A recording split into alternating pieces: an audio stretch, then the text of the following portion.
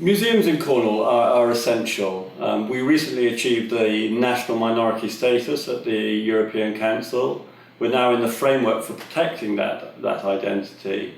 It is the collections in Cornwall which reference that identity, so we can use them to show and to protect our cultural history. It's incredibly important that we preserve these collections to do that, to show our points of difference to the rest of the country.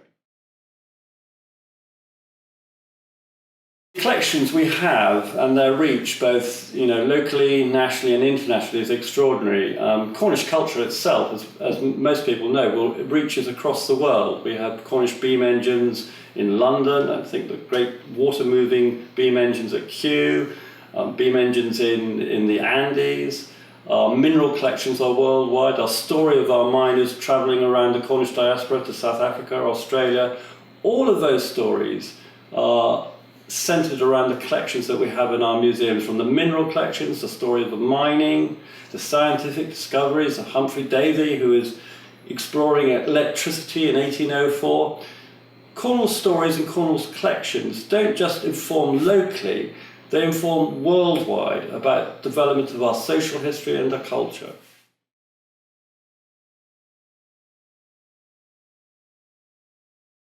It's incredibly important that we protect and look after our museums.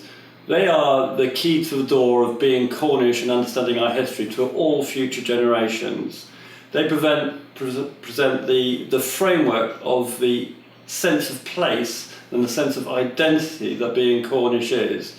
I believe anyone can come and live in Cornwall and be Cornish, but to truly understand its history, it is the collections that we have in Cornwall. We're really blessed with. We have fantastic collections across a very broad range of museums that really do create this sense of being Cornish.